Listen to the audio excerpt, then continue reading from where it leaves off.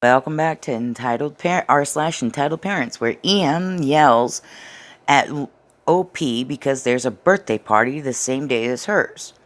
Little background: I work at a library, and we have a community room where you can reserve for special events.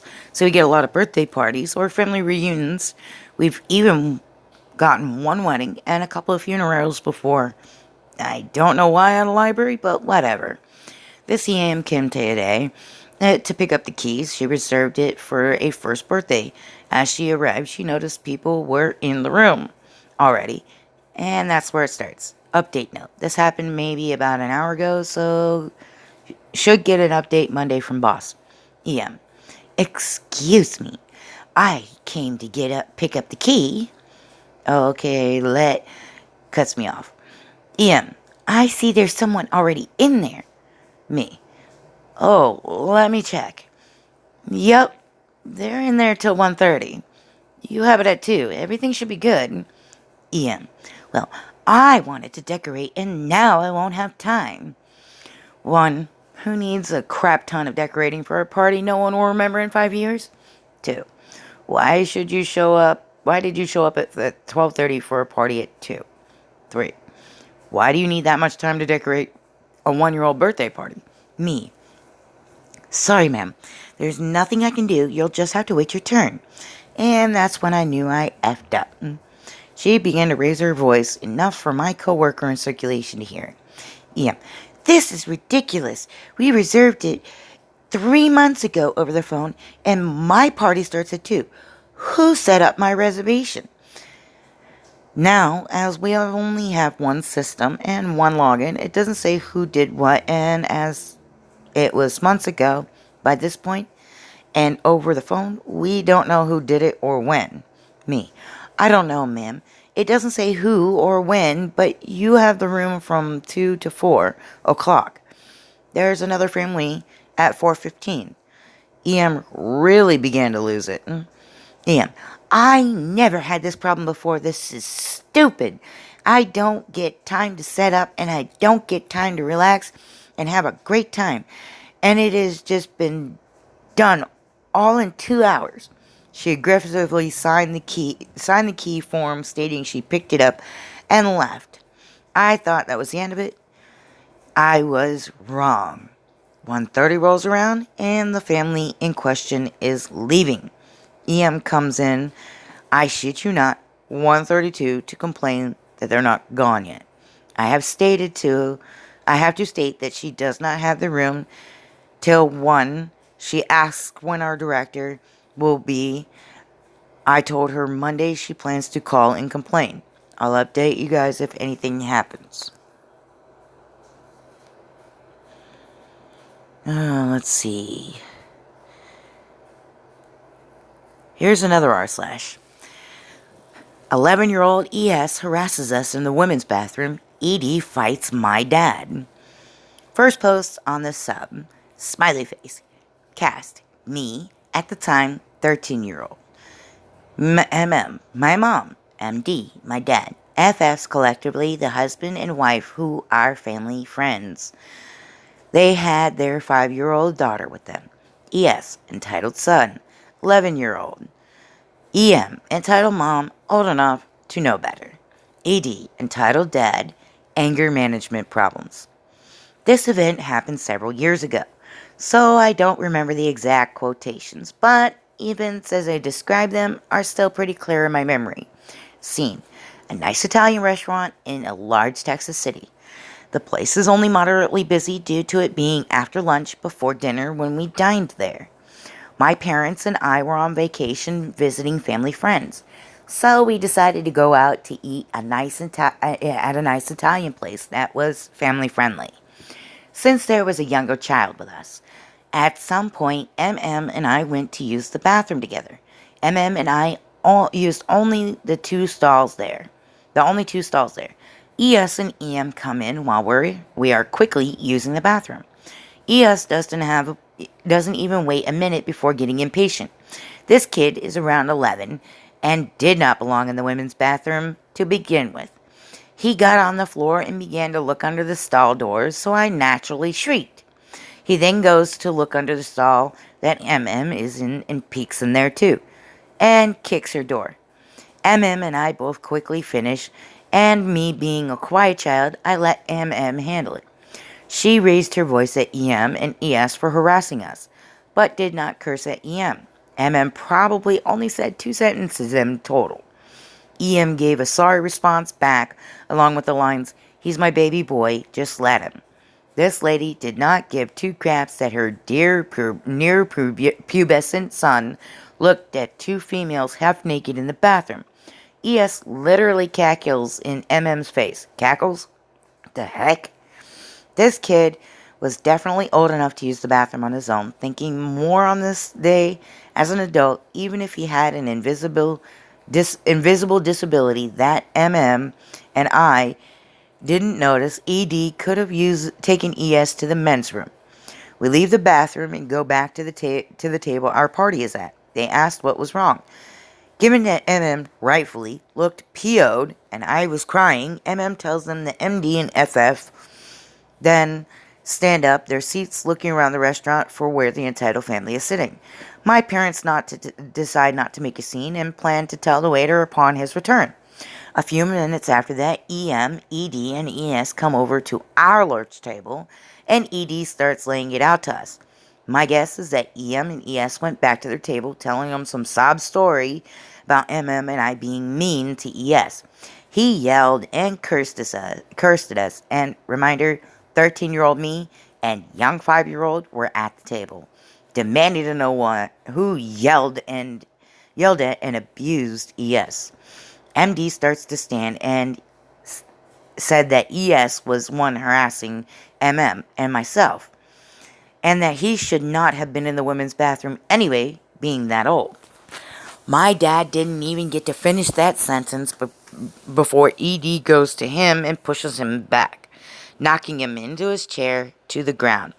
He runs out of the restaurant, ushering EM and ES without paying the bill. We helped my dad back up, paid for our party's bill, and got the heck out of there.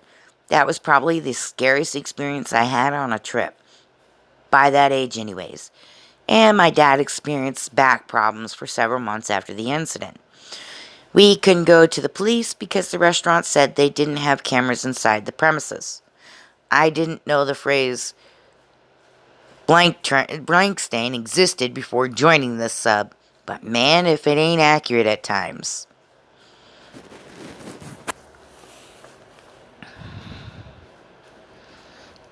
Entitled stepmother decides to have surgery the day before my father does. Hello, boys and girls. It's me again with another story about my entitled stepmother.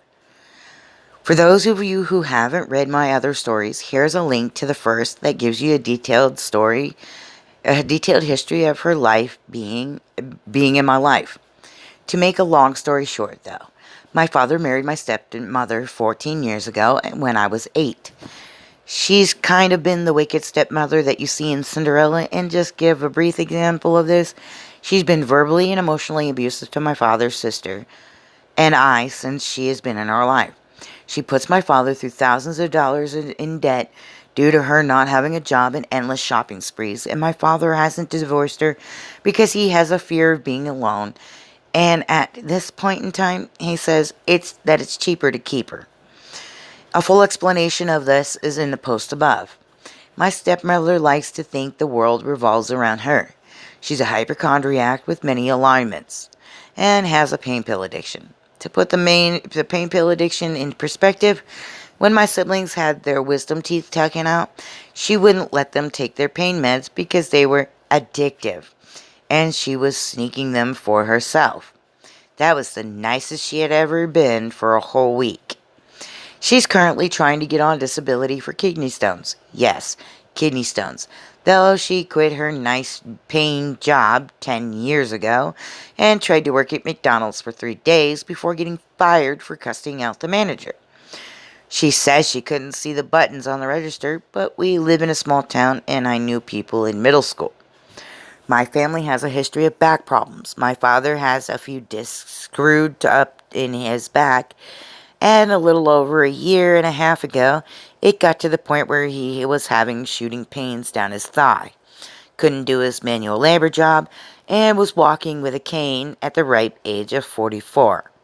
I didn't live with them at the time, but I knew about my father's issues, and with him being the only one making money in the family, him being out of work was a big issue. So, my dad saw a few doctors and they recommended to him a surgery where they could fuse a couple of discs in his spine, and it would take care of most of his pain and hopefully help with the state he was in. My stepmother, who was 8 years his elder, started complaining of neck issues at this time as well. She moaned and groaned about it to anyone and everyone while my father was hobbling, just trying to get something from the refrigerator.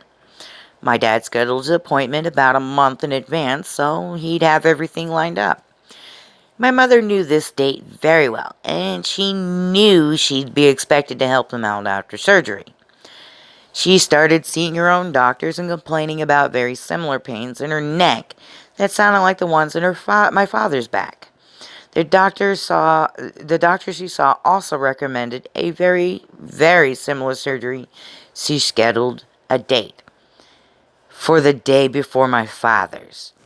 Now, to note, I was 20 at the time, but I lived with my boyfriend and his stepdad over 30 minutes away. I was able to take the day off from work to take him up to the hospital for his surgery, but I wasn't able to take any more days off to help around the house because we were too short-staffed. My stepbrother and stepsister, who were 16 and 17 at the time, were still in high school, so they weren't able to help out much as well. The only other viable option was for them to spend a few days at my step-grandfather's house, who was in his 80s, but as healthy as someone my age, until they could heal a little and head home. My stepmother had her surgery and had to stay overnight for observation. My much older stepsister stayed in the hospital with her over that night. 3 a.m. the next morning, I wake up to make a 30-minute drive to my dad's house, and him, my aunt, and I drive another 40 minutes to the hospital. We helped him get booked up and everything, visit him before he went under, and everything was pretty okay. He had been in surgery for about 3 hours when my stepmother calls me. She asked me to come over to her room, and I internally groaned because I didn't want to deal with her. But I went anyways, because I knew she'd been doped up and probably tolerable.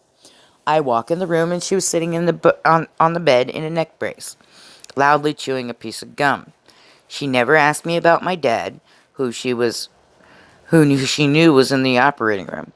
She kept talking about how she was in pain and she needed more medicine, and she was getting ready to go home while loudly chewing her gum. She left the hospital before my dad came out of surgery. My stepsister took her to my step-grandfather's, and I went back to the waiting room to hang out with my aunt. My dad comes out of surgery not long after that. We got to see him a couple of hours until a couple hours later, and I swear I never heard him talk so much in my life because the painkillers kind of had him loopy. They ended up not really having to do the original surgery. The reason for his shooting pains in his legs were due to a bone that had grown over and pinched a nerve. They honestly only had to shave that off. He was almost as good as new. He got home that evening and we took him back to my step-grandfather's, picked up his pain meds for him, and I went home 17 hours after I left my house that morning. My stepmother was supposed to spend 6 to 9 weeks in a neck brace. She wore it for 4 and said, fuck it. She only wore it again for her following appointments and complained about the money the surgeries had cost. They had signed up for financial assistance when my father was the only one who really needed the surgery, and she just wasted her way into getting one as well for pain pills. She had to make it about her, though. Best part, though, 3 months ago, she had to go back to get the surgery again, resulting in more money being shelled out. The fusion that they did for her didn't stick because she didn't wear her neck brace. She ended up having to wear a neck brace for my sister and my stepbrother's graduation, and boy, those pictures are going to look great in 15 years. On the bright side, though, my dad made a full recovery and was able to head back to work after for over 12 weeks. But my stepmother drives me nuts.